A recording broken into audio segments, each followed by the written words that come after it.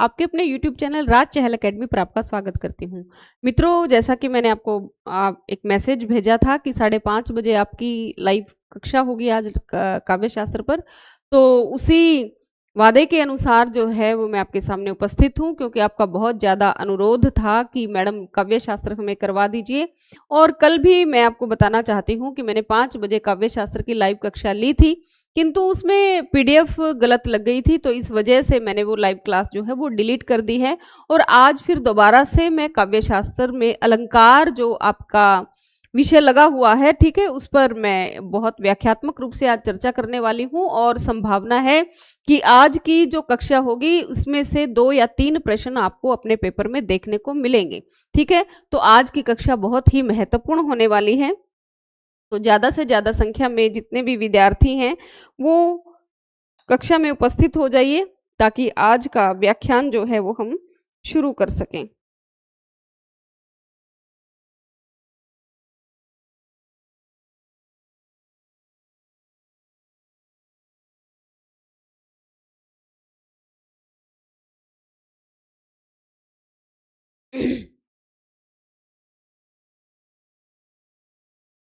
तो लाइव कक्षा में आने वाले सभी विद्यार्थियों का मैं स्वागत करती हूँ, और चलिए आज का व्याख्यान हम शुरू करते हैं, ठीक है।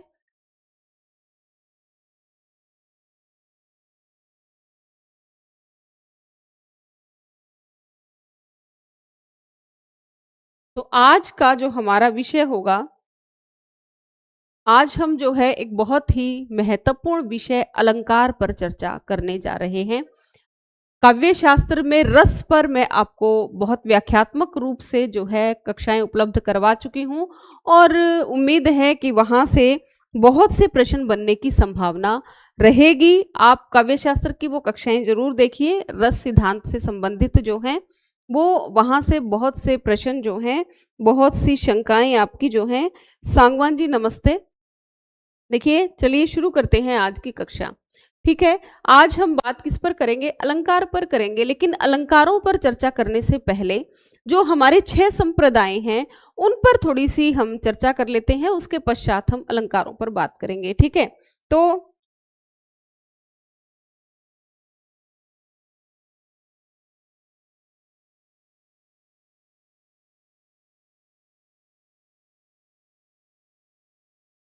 इसका कलर चेंज करो।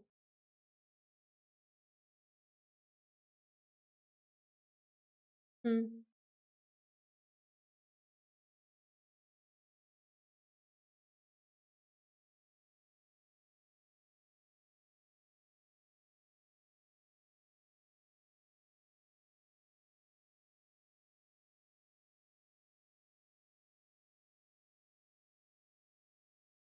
देखिए, आज हम बात करेंगे जो काव्य शास्त्र के जो 6 संप्रदाय हैं उन पर थोड़ी सी चर्चा कर लेते हैं, ठीक है। उसके पश्चात हम आगे बात करेंगे। देखिए, सबसे पहला जो संप्रदाय है, बेटा मोनी शॉर्ट्स भी ऑन करो।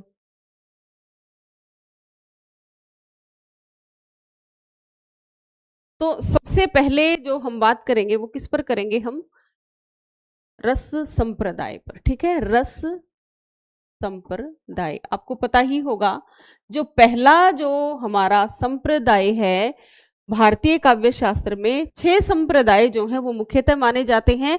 और पहला संप्रदाय कौन सा है? रस संप्रदाय है, जिसके प्रतिष्ठापक कौन है? जिसके प्रतिष्ठापक हैं आचार्य भरत मुनि, ठीक है। ये बातें आपको पता ही हैं। और इन्होंने कौन से नाटक, कौन से ग्रंथ की रचना की?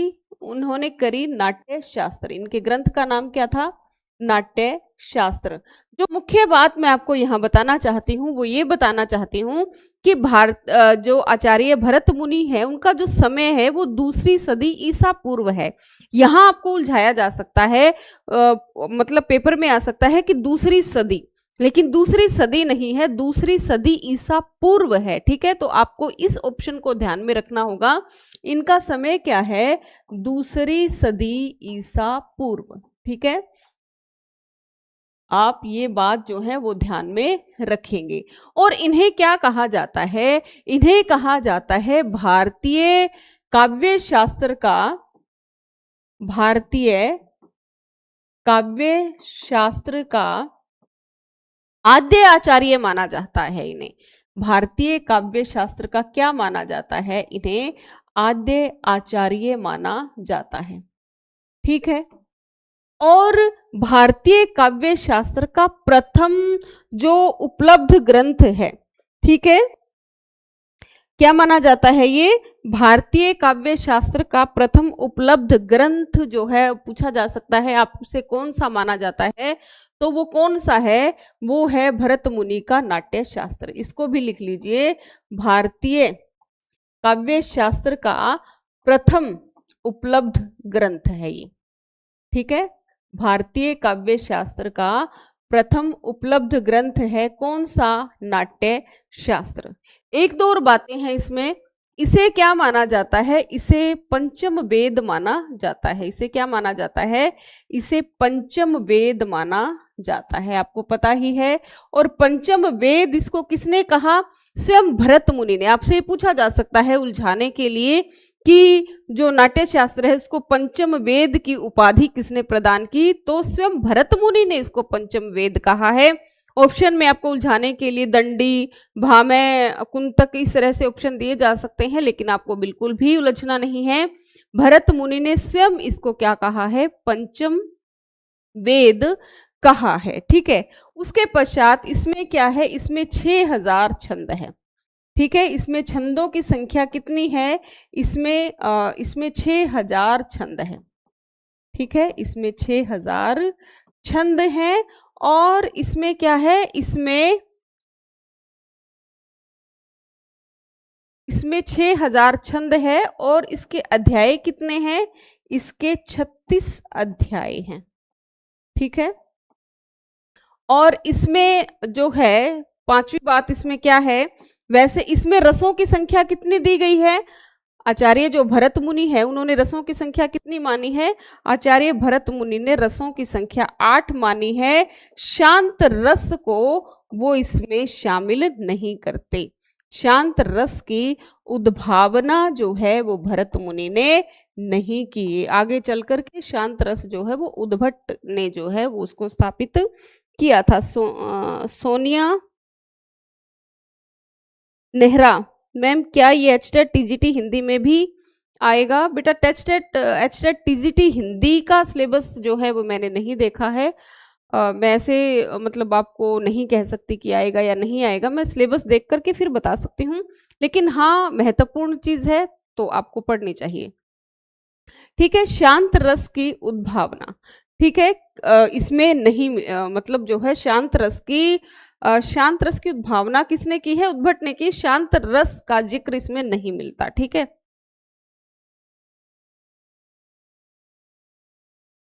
शांत रस का जिक्र जो है वो नहीं मिलता है। किसमें? नाट्य शास्त्र में। और नाट्य शास्त्र में जो है वो नाट्य शास्त्र में जो अलंकार है वो कितने माने गए हैं?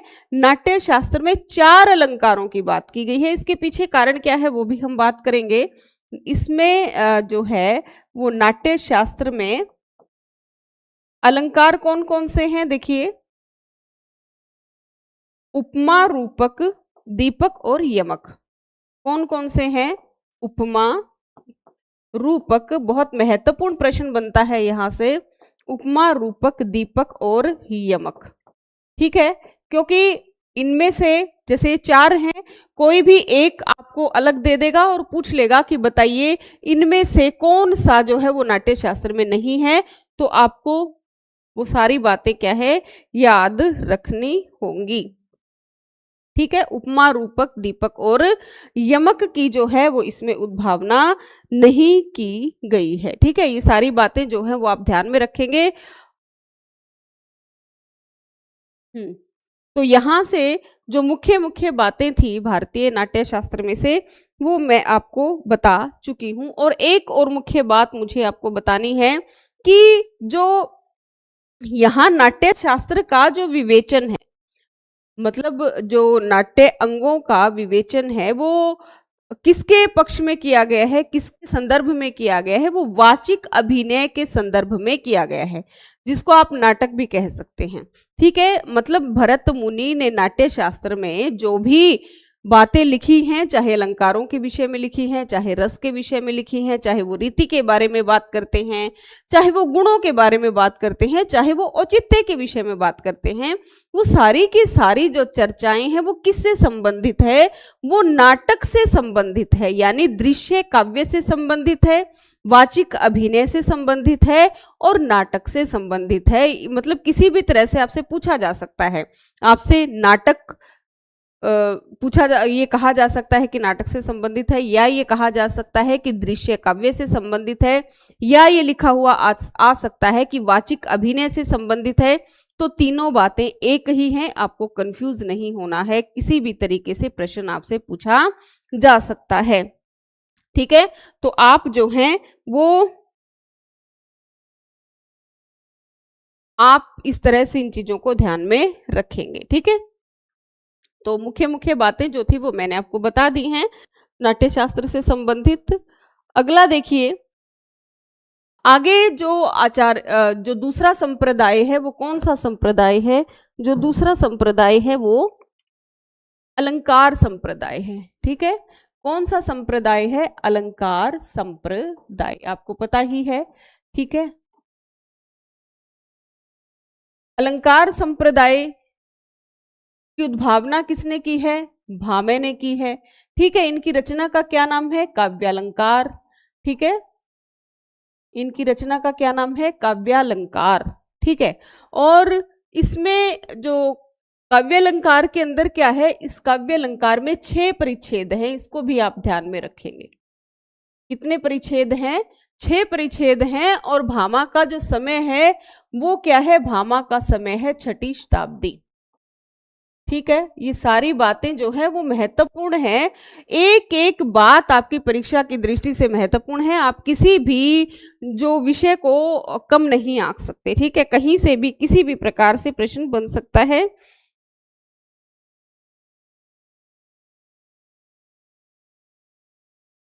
सोनिया जी पूछ रही हैं कि मैम क्या ये TGT Hindi, HTET TGT Hindi में भी आएगा? बेटा इसके विषय में मैं जो है वो आपको कंफर्म नहीं कह सकती कि आएगा या नहीं आएगा, मैंने सिलेबस नहीं देखा है। ठीक है, अलंकार संप्रदाय, लेकिन ये पीजीटी हिंदी में जरूर है, इसके लिए आप पढ़ सकते हैं। अलंकार संप्रदाय जो है वो किसका है, भामा का है। भामा का समय क्या है, 6ठी शताब्दी है।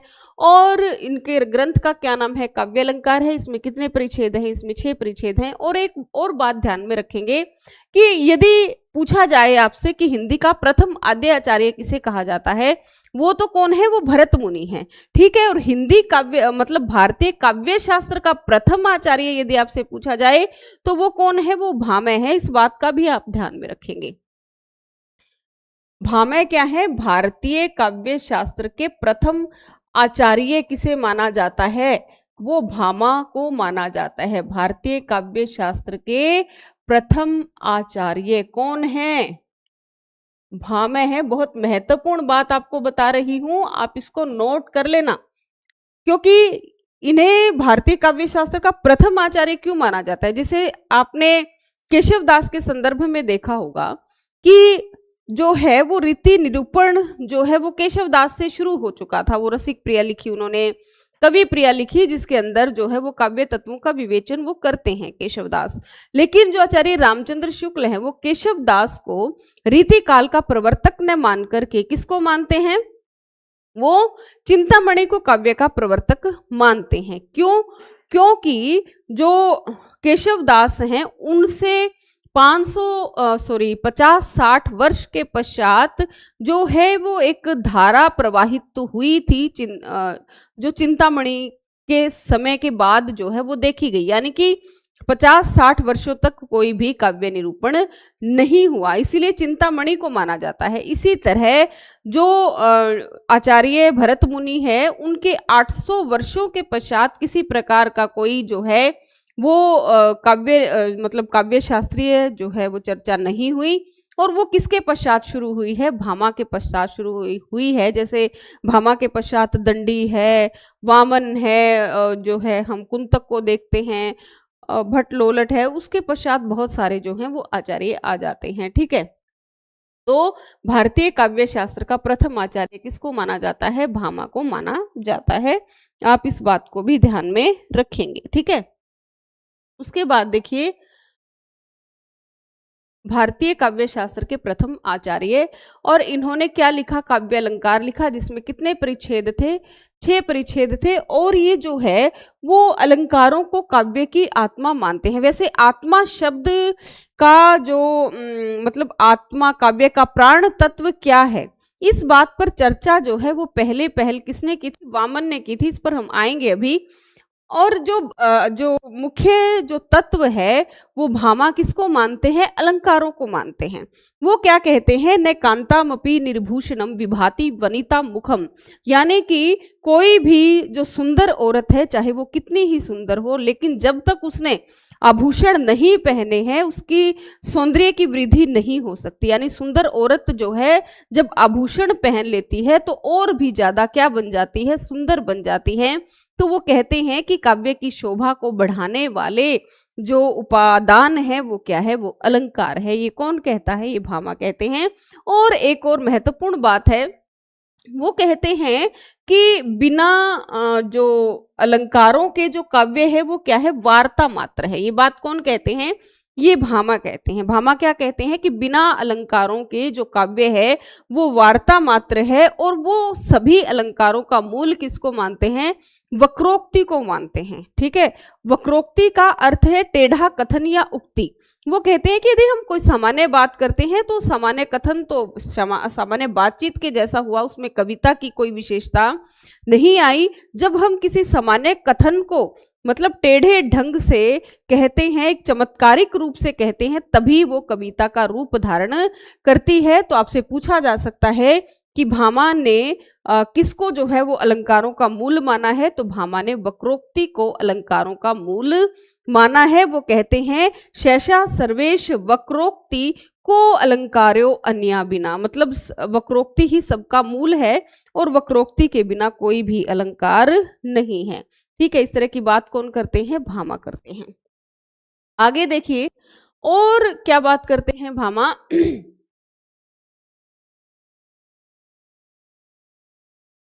हाँ जी, तो ये बातें थी जो मैंने आपको बताई हैं। और अब हम बात करते हैं इसके पश्चात तीसरे जो हमारे आचार्य हुए, उनका नाम था वामन। और उन्होंने कौन से संप्रदाय के प्रवर्तक है? ये रीति संप्रदाय।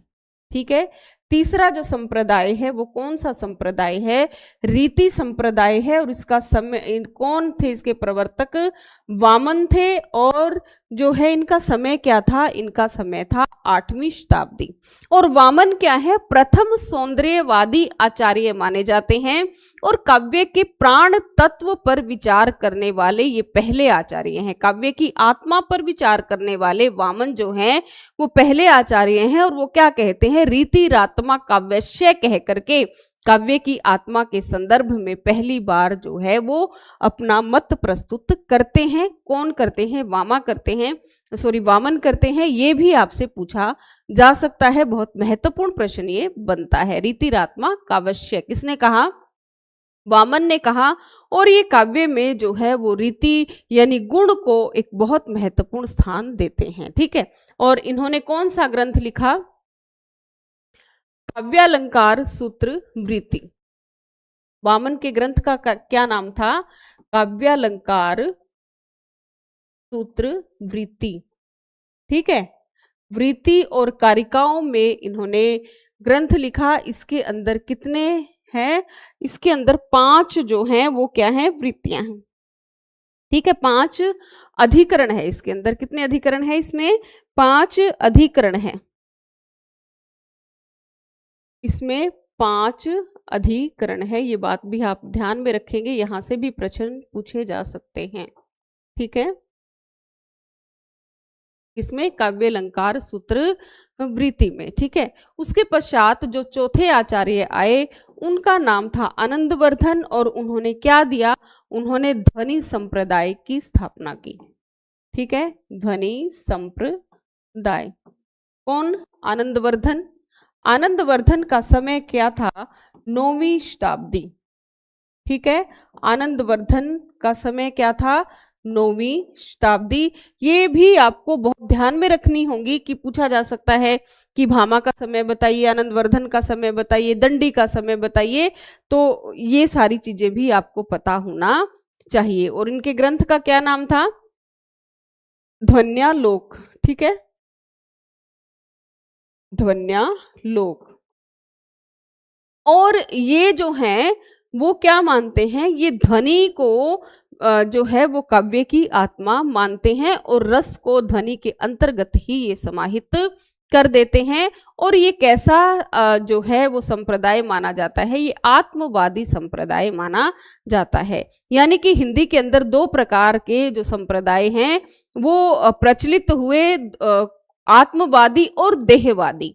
ठीक है, जो रस संप्रदाय है और जो ध्वनि संप्रदाय है, इनको आत्मवादी संप्रदाय घोषित किया गया क्योंकि ये काव्य की आत्मा यानी कि आंतरिक जो गुण है उन पर बात करते हैं।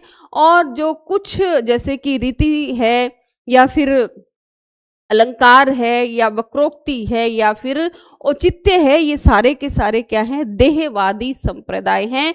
यानी कि ये काव्य शब्दार्थ को सजाने का काम करते हैं, तो इनको क्या माना जाता है? इनको देहवादी माना जाता है। संजीव कुमार, नमस्ते बेटा।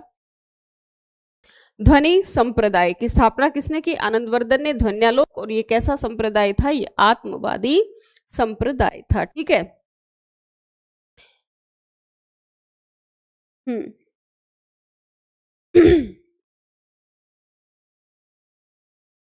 और ध्वन्यालोक में क्या है? ध्वन्यालोक में चार जो है वो उद्योत बोला जाता है इनको। चार उद्योत हैं। ठीक है, किसमें? ध्वनि संप्रदाय में। देखो आगे, अब ये क्या है? चार। उसके पश्चात जो है वो पांचवा संप्रदाय कौन सा आया?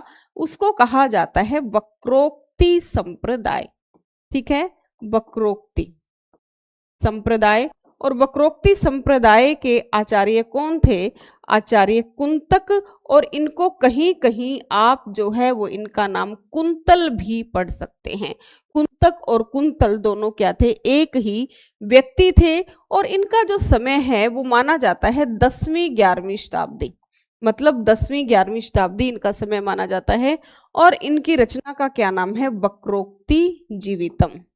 ठीक है, इनकी रचना का नाम है वक्रोक्ति जीवितम। यानी कि ये वक्रोक्ति को ही काव्य का प्राण मानते हैं। और काव्य के जितने भी अंग हैं, चाहे रस है, रीति है, अलंकार है, वो सबको क्या है? वक्रोक्ति के अंतर्गत ही समाहित कर देते हैं। देखिए, ये जो कुंतक है ये ध्वनि विरोधी आचार्य माने जाते हैं। इसके पीछे कारण क्या है? क्योंकि जो आनंदवर्धन ने ध्वनि संप्रदाय की जब उद्भावना की तो इन्होंने जो है वो व्यंग्य को काव्य की आत्मा माना है। व्यंग्य का मतलब होता है यानी कि किसी भी बात को व्यंग्यात्मक रूप से कहना, टेढ़े मतलब कि जो है चमत्कारपूर्ण ढंग से कहना। तो मतलब कि सीधे सीधे बात को ना कह करके उसे घुमा फिरा कर कहना। ठीक है, उसको हम क्या कहेंगे? व्यंजना या व्यंग्य कहेंगे। ठीक है, तो कहीं ना कहीं ये माना जाता है कि जो आनंदवर्धन थे उन्होंने कहीं ना कहीं वक्रोक्ति जो थी उसको अपने काव्य के अंदर पूरी तरह से तो अपने मतलब खुलकर तो उसकी बात नहीं की, उसका समर्थन नहीं किया, लेकिन अंदर ही अंदर कहीं ना कहीं वो वक्रोक्ति को अपना समर्थन दे रहे थे। तो वहां से जो हमारे जो कुंतक साहब हैं उनको थोड़ा सा जो है वो आइडिया मिल गया और इन्होंने एक नए संप्रदाय की स्थापना कर दी। कौन से संप्रदाय की स्थापना कर दी? उन्होंने वक्रोक्ति संप्रदाय की स्थापना कर दी और सभी जो काव्य तत्व हैं उनको वक्रोक्ति के अंतर्गत ही उन्होंने समाहित कर दिया। ठीक है, आगे देखिए, हमारा जो छठा संप्रदाय है वो कौन सा है? वो औचित्य संप्रदाय है। ठीक है, औचित्य संप्रदाय है। और ये किसने, कौन थे इसके आचार्य? इसके आचार्य थे क्षेमेंद्र। ठीक है। और क्षेमेंद्र का जो समय था वो क्या था, 11वीं शताब्दी जो था वो क्षेमेंद्र का समय था। और जो क्षेमेंद्र हैं, ठीक है, इन्होंने कौन सा ग्रंथ लिखा, इन्होंने लिखा औचित्य विचार चर्चा। इन्होंने लिखा औचित्य विचार चर्चा, ठीक है। और इसमें क्या है, औचित्य का अर्थ क्या होता है, पहले तो वो समझिए।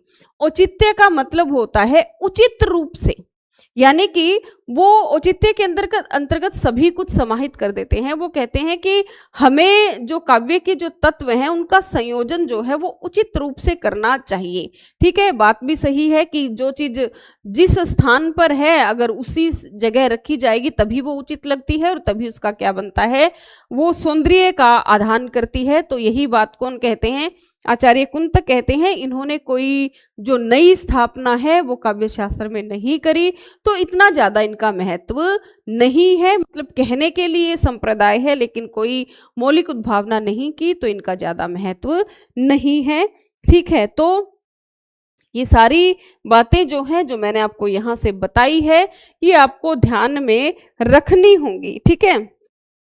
और जैसे कि जो क्षेमेंद्र हैं, ठीक है, एक तो उनका ग्रंथ है औचित्य विचार चर्चा और एक है इनका कवि कंठाभरण। औचित्य विचार चर्चा और अगला क्या है इनका कवि कंठाभरण। कवि कंठाभरण एक है, जो है अगला क्या है कवि कंठाभरण। कवि कंठाभरण दूसरा, एक तो औचित्य विचार चर्चा था, दूसरा ये है, तीसरा क्या है दशावतार चरित। दशावतार चरित, ठीक है। और चौथा है इनका सुवृत्त तिलक। सुवृत्त तिलक। ये सारी जो रचनाएं हैं ये चारों की चारों किसकी हैं, ये क्षेमेंद्र की हैं, ठीक है। यहाँ थोड़ी सी एक बात और ध्यान में रखने योग्य है कि देखिए जैसे इस कवि कंठाभरण है, ठीक है, एक रचना है सरस्वती कंठाभरण, ठीक है। बताइए आप मुझे किसकी है, ये मैं फिर बाद में बताऊंगी आपको। एक रचना क्या है कवि कंठाभरण, ठीक है। और दूसरी रचना है कवि कुल कंठाभरण। यहां आप कंफ्यूज हो सकते हैं इसलिए मैं आपकी भ्रांति को दूर कर रही हूं। कवि कुल कंठाभरण, ठीक है, कवि कुल कंठाभरण, ये एक जैसी सी रचनाएं हैं, बताइए ये किसकी हैं। आप मुझे उत्तर देंगे फिर उसके बाद ही मैं आगे बढ़ूंगी।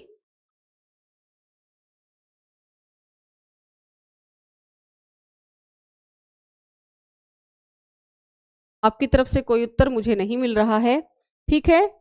और ये जो दशावतार चरित है ऐसी ही एक रचना है दश कुमार चरित। दश कुमार चरित, ठीक है। देखिए मैं आपको बता ही देती हूं, नहीं आया आपका उत्तर। देखिए सरस्वती जो कंठाभरण है ये किसकी है, ये भोजराज की रचना है, आप इसे याद रखोगे। और भोजराज का जो समय है वो क्या है, भोजराज का समय है 11वीं शताब्दी। ये बहुत महत्वपूर्ण बातें बेटा मैं आपको बता रही हूँ, एक भी बात ऐसी नहीं है जो आपकी परीक्षा की दृष्टि से महत्वपूर्ण ना हो। तो एक एक शब्द मेरा आपकी परीक्षा की दृष्टि से महत्वपूर्ण है। आप जो है उसको ब्रह्म वाक्य मान करके सुनेंगे तो आपकी परीक्षा में कोई भी प्रश्न जो है वो गलत नहीं हो सकता, ठीक है। कवि कुल जैसे सरस्वती कंठा, देखिए तीन बातें याद रखिए यहाँ पर। कवि कंठाभरण तो किसकी है, कवि कंठाभरण जो है वो किसकी है, क्षेमेंद्र की है। कोई ट्रिक लगा लीजिए उसके माध्यम से आप उसको याद करिए, ठीक है। सरस्वती कंठाभरण किसकी है, भोजराज की है, ठीक है। और कवि कुल कंठाभरण ये किसकी है बेटा, ये दुल्हे की रचना है, ठीक है। दुल्हे कौन थे, ये रीति काल के एक जो है वो कवि थे और अलंकारवादी आचार्य थे और इनकी रचना का क्या नाम है, कवि कुल कंठाभरण। सरस्वती कंठाभरण, कवि कंठाभरण और कवि कुल कंठाभरण, ये तीनों एक जैसी रचनाएं हैं। आप जो हैं वो किसी ट्रिक के माध्यम से इन्हें याद कर सकते हैं। ठीक है, आप अपनी ट्रिक बनाइए कोई भी। और एक यहाँ आपको कंफ्यूज किया जा सकता है कि दशावतार चरित तो किसकी है, शिवेंद्र की है, और दश कुमार चरित किसकी है, दश कुमार चरित जो है वो दंडी की है। ठीक है, ये दंडी भी कौन है, ये दंडी भी क्या है, अलंकारवादी आचार्य हैं, और इनका जो समय है वो 7वीं शताब्दी है। लगभग ये क्या थे, ये भामा के ही समकालीन थे, और लगभग जो है मतलब कि भामा की ही जो उद्भावनाएं हैं कहीं ना कहीं हर प्रकार से उनका समर्थन करते हुए दिखाई देते हैं। ठीक है, दंडी का क्या समय है, 7वीं शताब्दी इनका समय है। और दंडी की जो दूसरी रचना है उसका क्या नाम है, काव्यादर्श। ठीक है, काव्यादर्श, जिसमें ये किसका विवेचन करते हैं, जिसमें ये अलंकारों की बात करते हैं। ठीक है, बहुत महत्वपूर्ण चीजें थी जो आपने समझ ली होगी। नीलम रानी, गुड इवनिंग बेटा। तो हम 6 के जो संप्रदाय है, 6 संप्रदाय, उन पर बहुत विस्तार से हम चर्चा कर चुके हैं। मुझे लगता है कि एक प्रश्न तो आपका यहाँ से बनेगा ही बनेगा, तो इस कक्षा को बहुत इत्मीनान से देखिएगा और जो मैंने बातें बताई हैं उनको बहुत अच्छी प्रकार से नोट करिएगा। ठीक है, चलिए आगे चले।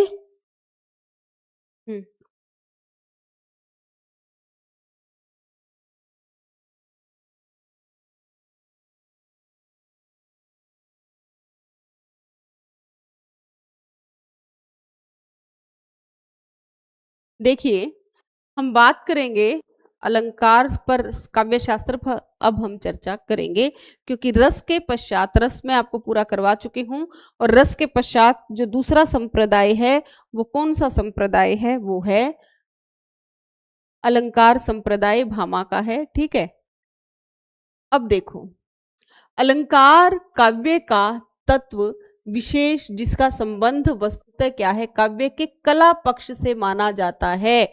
ये बात जो है वो आप बहुत गौर से सुनिएगा कि अलंकारों का जो संबंध है वो काव्य के कला पक्ष से है। अलंकार किससे जुड़े हैं, अलंकार जो है वो शब्दार्थ से जुड़े हुए हैं।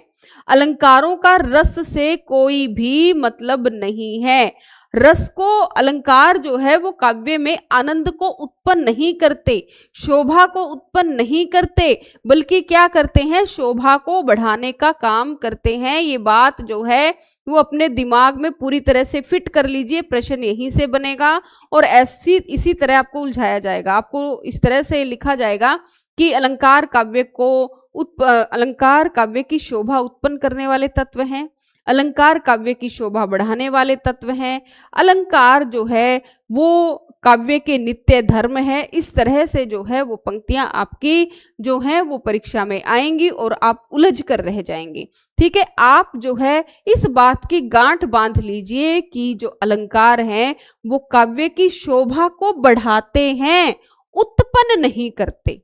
काव्य की शोभा को उत्पन्न करने वाला जो गुण है वो क्या है, रस है, अलंकार नहीं है। अब अलंकार क्या होता है, अलंकार आभूषण होते हैं।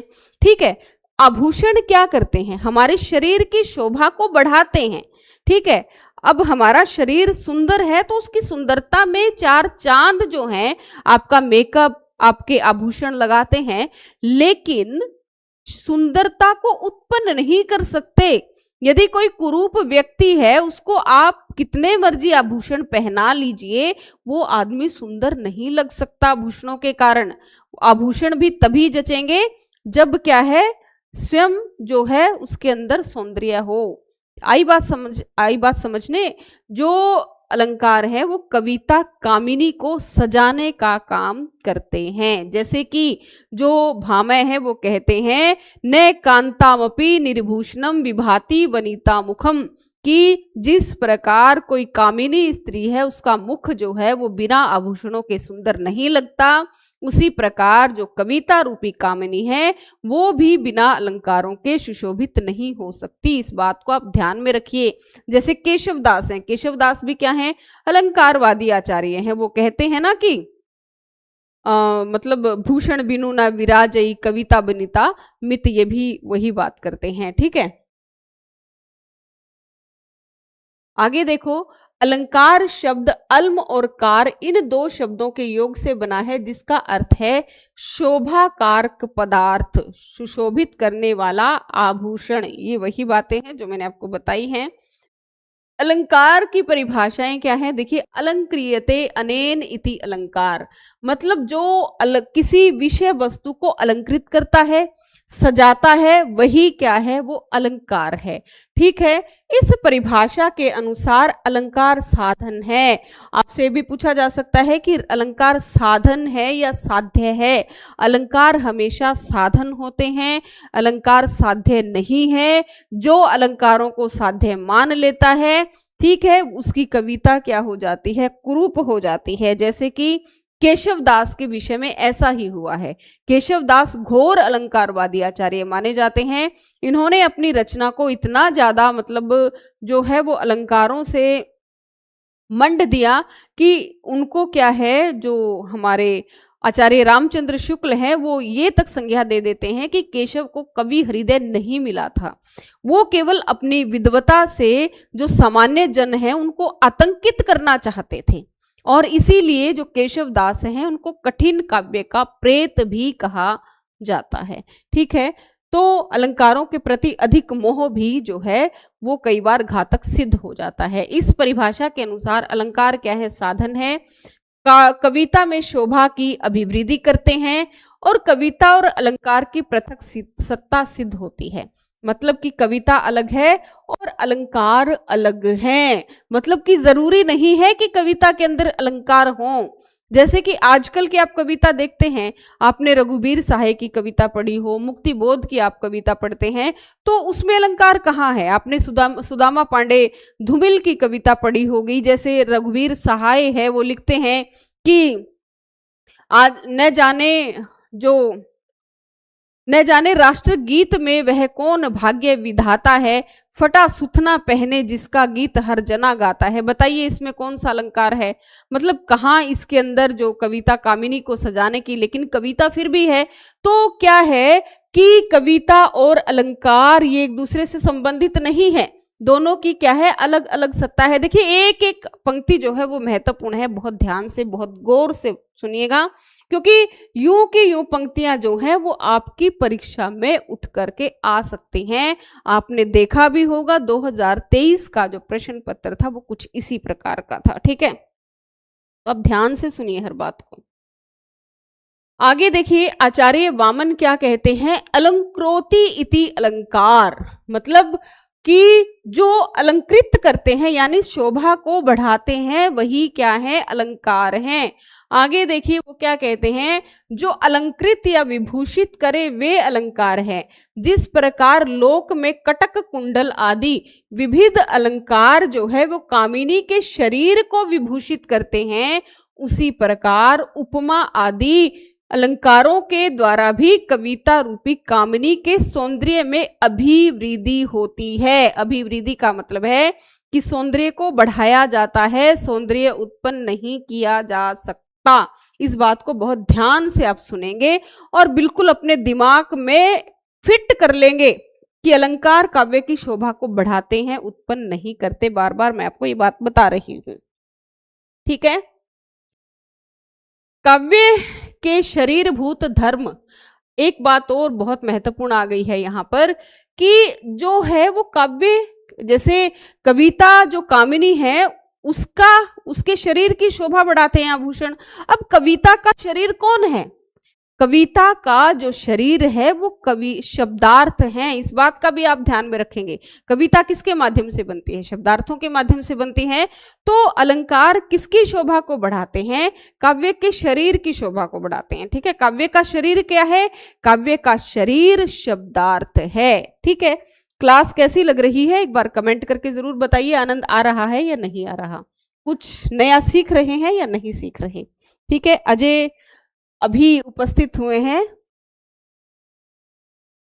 गुड मॉर्निंग बेटा, गुड सॉरी गुड इवनिंग। ठीक है, अच्छा जी, अब आगे बात करते हैं आचार्य वामन क्या कहते हैं। आचार्य वामन के अनुसार अलंकृत करने वाले तत्वों से अभिप्राय है उपमा आदि। जैसे मुख जो है वो किसकी भांति सुंदर है, कमल सा मुख है ना। और मुख हम कहते हैं ना कि चरण कमल बंदो हरिराई, है ना।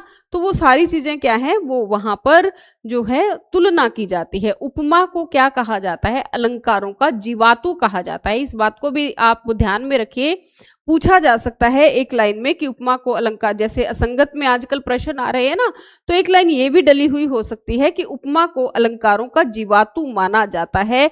तो ये बात बिल्कुल सत्य है और सर्वमान्य ये कथन है। देखिए वैसे तो विभिन्न जो आचार्य हैं वो विभिन्न मत रखते हैं, लेकिन सर्वमान्य यदि पूछा जाए कि अलंकारों का जीवातु किसको कहा जाता है, जीवातु का मतलब होता है आधार, तो वो कौन सा है, वो उपमा है, वो सादृश्य अलंकार इसको कहा जाता है। ठीक है,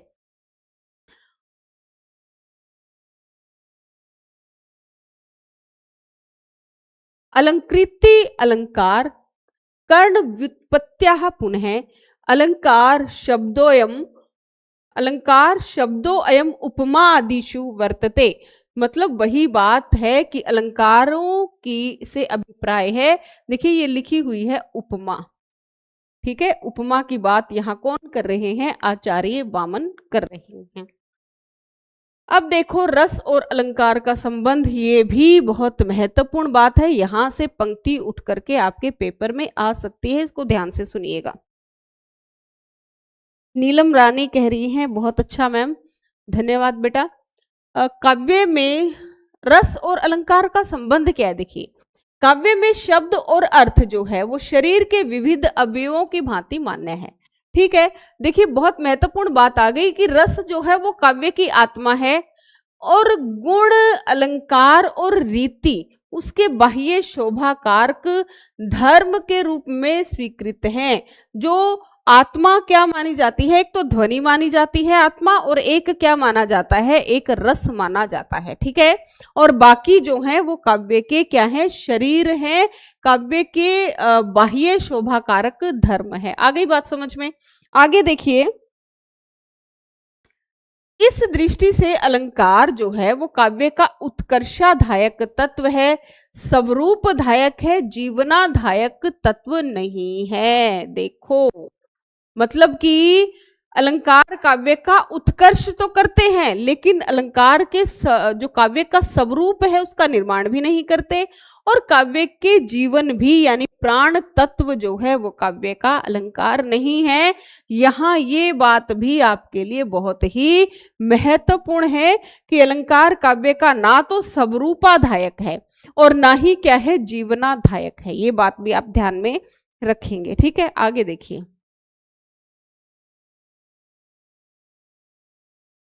आनंदवर्धन क्या कहते हैं। देखिए आनंदवर्धन ने अलंकार को काव्य यानी शब्दार्थ का आभूषण, अंगा अंगाश्रित सत्व अलंकार मंतव्या कटकादिवत, कटक आदि कटक कुंडल के समान माना है। किसने, आनंद वर्धन ने। ये परिभाषा आपके पेपर में आ सकती है, अंगाश्रित सत्वलंकार मंतव्य कटकादिवत।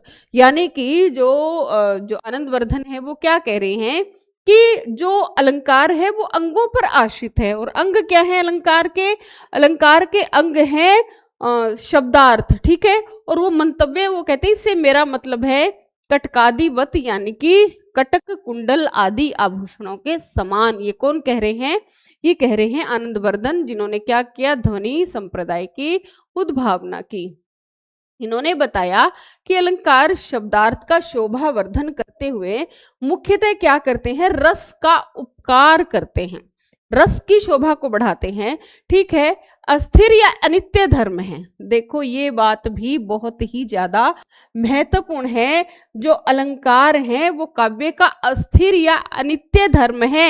ये लाइन जो है वो आपकी परीक्षा में यूं की यूं आ सकती है, इसको ध्यान रखो कि अलंकार क्या है, काव्य का अस्थिर या अनित्य धर्म है। नित्य धर्म क्या है, अलंकार मतलब काव्य का नित्य धर्म जो है वो गुण है। ठीक है, काव्य का नित्य धर्म गुण है, और क्या है, रस है। और गुणों की जहां रस होगा वहां गुण तो होगा, लेकिन जहां रस है वह अलंकार हो, ये कोई जरूरी नहीं है। गुण पता ही है ना आपको, ध्वनि गुण, ओज गुण और जो है वो प्रसाद गुण, 3 प्रकार के गुण होते हैं। ठीक है, आगे देखिए।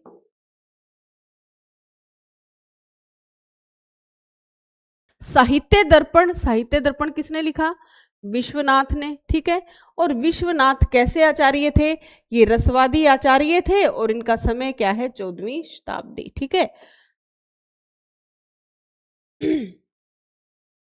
और ये काव्य की आत्मा किसको मानते हैं, रस को मानते हैं साहित्य दर्पणकार। ठीक है, शब्दार्थियों स्थिर ये धर्मा शोभातिशायिन, वही बात कह रहे हैं, रसादीन उपकुर्वन्ते लंकारास्ते अंग आदिवत, मतलब वही बात जो है वो कौन कह रहे हैं, वो विश्वनाथ भी यही बात कह रहे हैं कि जो अलंकार है वो अस्थिर धर्म है। अलंकार्यो अस्थिर ये धर्मा, कि जो अलंकार है वो काव्य के अस्थिर धर्म है।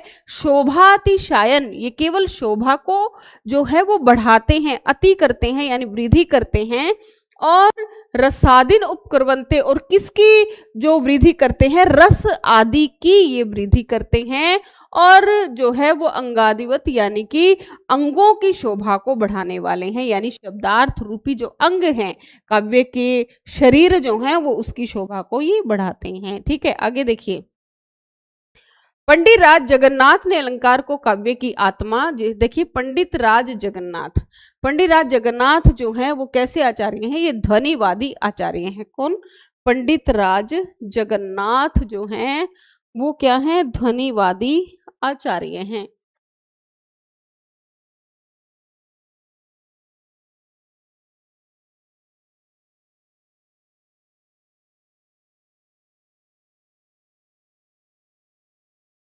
ठीक है, ये क्या मानते हैं, अलंकार को काव्य की आत्मा, व्यंग्य, रमणीयता, प्रयोजन, धर्म मानते हुए आनंदवर्धन जैसे आचार्यों के ही विचार को पुष्टि करते हैं। अलंकार को काव्य की आत्मा नहीं, बिल्कुल ये थोड़ा सा गलत हो गया मुझे लगता है।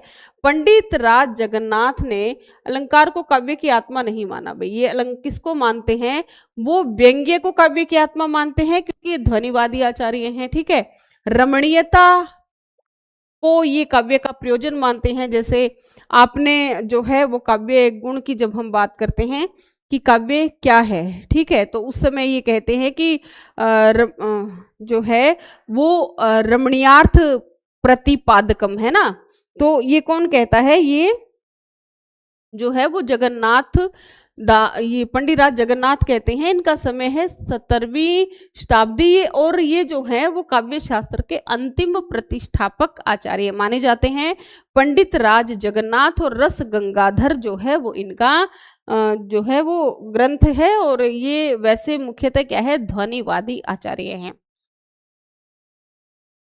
ये क्या कहते हैं, रमणीयार्थ प्रतिपादकम शब्द है काव्यम, ये बात कहते हैं कौन, पंडित राज जगन्नाथ कहते हैं। ठीक है, तो इन्होंने आनंदवर्धन जैसे आचार्यों के विचार की पुष्टि की, क्योंकि आनंदवर्धन के विचारों से, उनके मत से पूरी तरह से प्रभावित थे, इसलिए उनके मत की पुष्टि करते हैं। ठीक है, वो क्या कहते हैं, देखिए, काव्यात्मानो व्यंग्य से, देखो अभी यहाँ ये गलत बता रहा है, अलंकार को काव्य की आत्मा नहीं मानते, बल्कि काव्य की आत्मा ये किसको मानते हैं, व्यंग्य को मानते हैं। ठीक है, देखिए यहाँ ये बात कह रहे हैं, काव्यात्मानो व्यंग्यस्य रमणीयता प्रयोजन, और काव्य का जो प्रयोजन है, काव्य का उद्देश्य क्या होता है, सुंदरता, रमणीयता। ठीक है, अलंकार, और इस रमणीयता को बढ़ाने वाले क्या होते हैं, अलंकार होते हैं।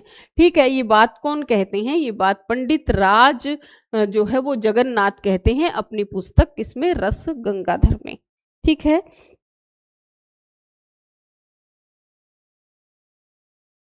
हाँ जी, ये काव्य शास्त्र की क्लास है बेटा आज की, अजय कुमार पूछ रहे हैं। और मैं आपको बताना चाहती हूँ कि मेरा जो फ़ोन है इसमें आपके मतलब जो मैसेज आते हैं वो इंग्लिश में ट्रांसलेट होकर के आते हैं। इसीलिए कुछ बातें जो हैं वो मुझे आपकी मतलब जो भावनाएँ हैं वो समझ में नहीं आती।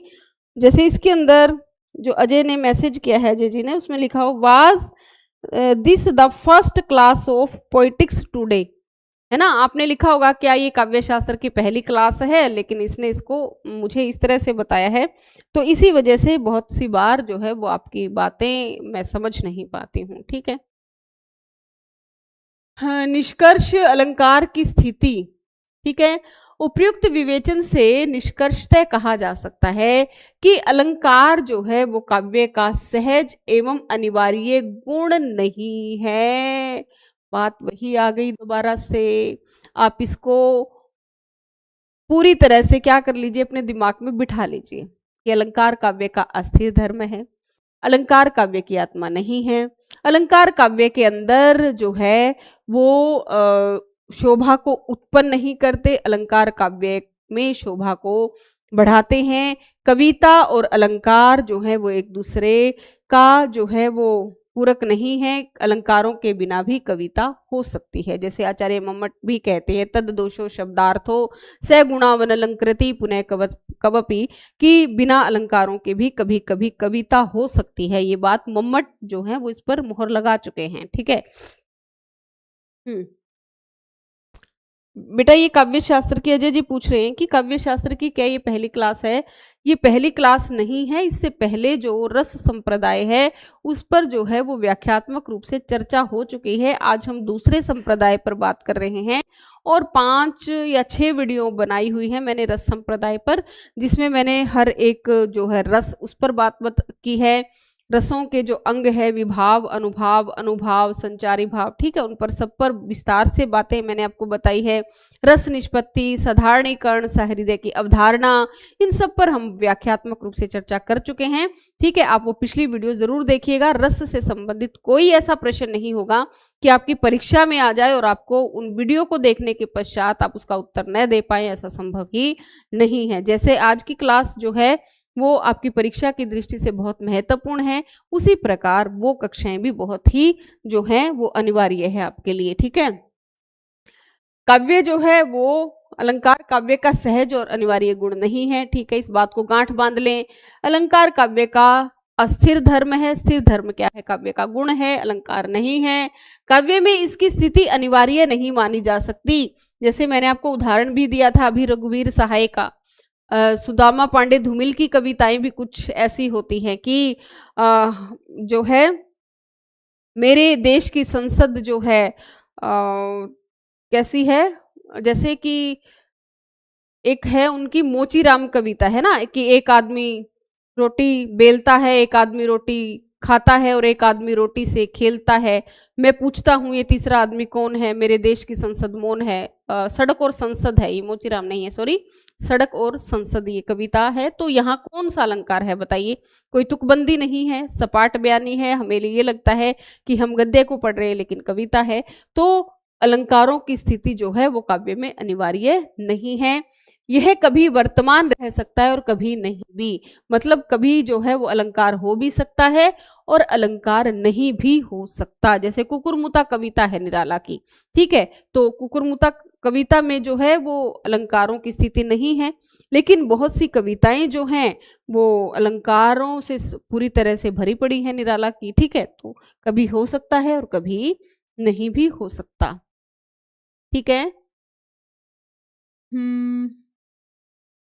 ठीक है, थोड़ी सी देर और बात कर लेते हैं इस स्लाइड पर, उसके पश्चात हम आगे की बातें जो हैं वो कल करेंगे, ठीक है। क्योंकि 8 बजे मुझे आपकी लाइव कक्षा में भी आना है, तो उसके लिए भी मुझे जो है वो तैयार होना है, ठीक है। निष्कर्ष अलंकार की स्थिति क्या है?